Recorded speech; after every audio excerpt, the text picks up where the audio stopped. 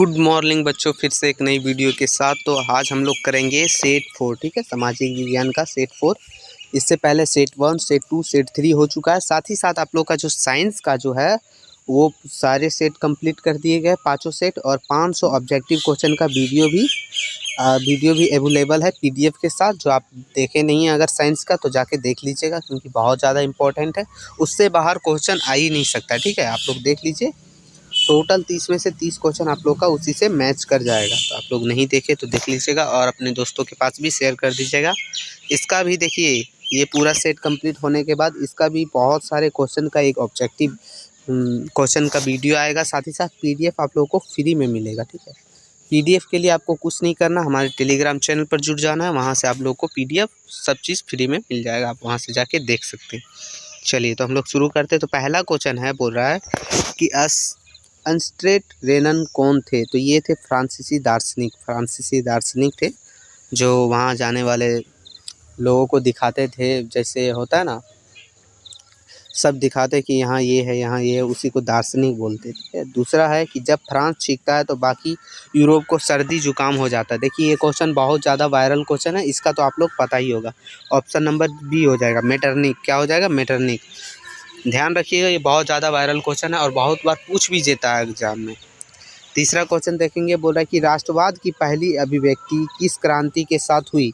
तो ये हुई थी फ्रांसीसी क्रांति। Option number B. Question number चौथा चलते हैं। तो क्वेश्चन नंबर चौथा बोल रहा है कि दुनिया की पहली भूमिगत रेल का निर्माण कहाँ हुआ था? तो लंदन में हुआ था। दुनिया का बोल रहा है, तो लंदन में। चलिए पांचवा क्वेश्चन देखते हैं। बोल रहा है कि यंग इटली एवं यंग यूरोप नामक भूमिगत क्रांतिकारी संगठन की स्थापना किसने की थी? तो मेजिनी ने की थी। Option number B.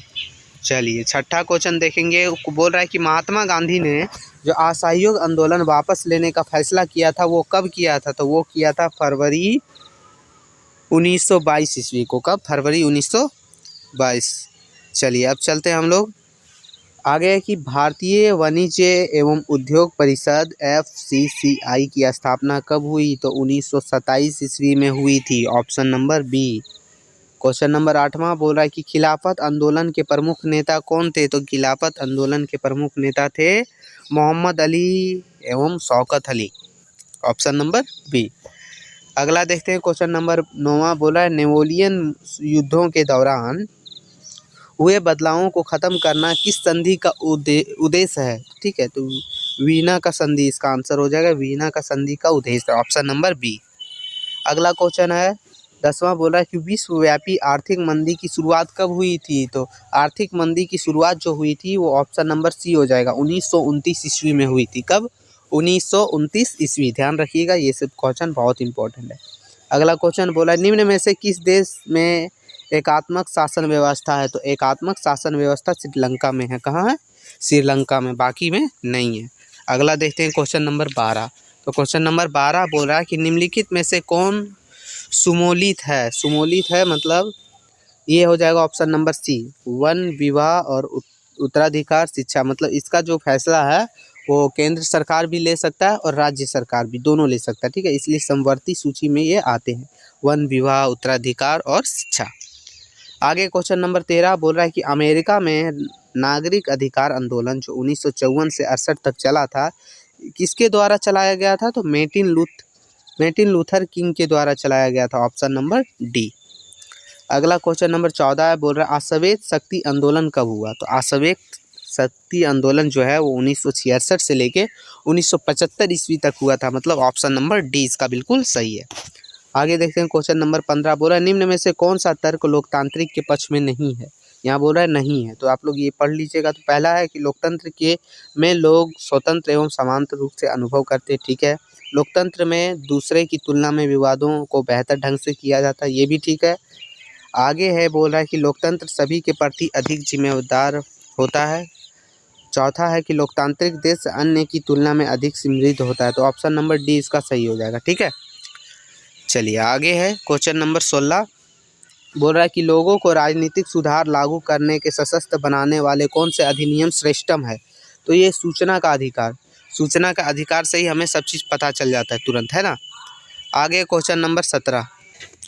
देखिए आगे देखेंगे क्वेश्चन नंबर 17। तो क्वेश्चन नंबर 17 में है कि इस समय निम्न में से किस प्रकार की सरकार बेहतर मानी जाती है। तो बेहतर मतलब अच्छा, तो लोकतंत्र सरकार जो है वो बेहतर मानी जाती है, ऑप्शन नंबर सी। ठीक है, चलिए क्वेश्चन नंबर 18 देखते हैं। बोल रहा है कि उन समूहों को क्या कहते हैं जो सरकारी नीतियों को प्रभावित करने का प्रयास करते हैं। तो उन्हें कहा जाता है दबाव समूह, ऑप्शन नंबर बी हो जाएगा, दबाव समूह। अगला क्वेश्चन नंबर 19 बोल रहा है कि लोकतांत्रिक व्यवस्थाओं के संदर्भ में कौन सा विचार सही है।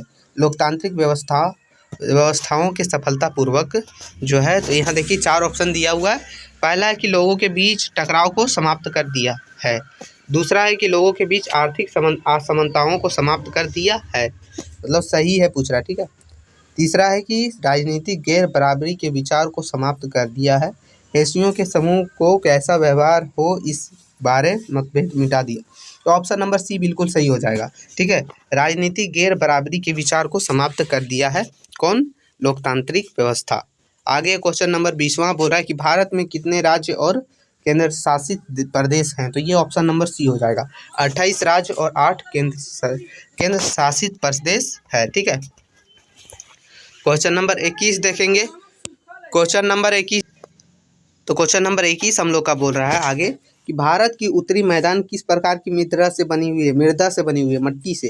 तो ये जलोढ़ मृदा से, जलोढ़ मिट्टी से। ठीक है, आगे क्वेश्चन नंबर 22, तो बोल रहा है कि भारतीय वन संरक्षण अधिनियम किस वर्ष पारित हुआ।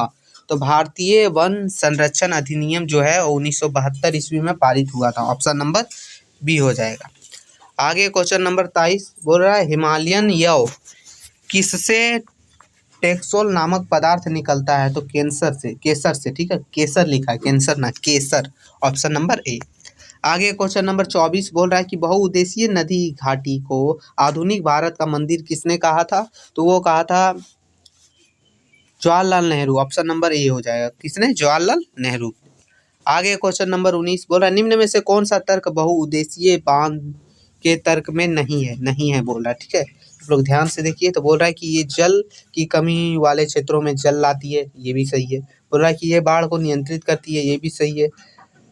ये जल विद्युत उत्पादन में सहायक है, लेकिन ये सही है नहीं है। देखिए इससे भारी संख्या में विस्थापन होता है, ये सही नहीं है, मतलब ऑप्शन नंबर सी बिल्कुल इसका सही हो जाएगा। ठीक है, आगे चलेंगे हम लोग। क्वेश्चन नंबर 26 बोल रहा है कि झूम किस प्रकार की कृषि का उदाहरण है। तो झूम जो है वो जीवन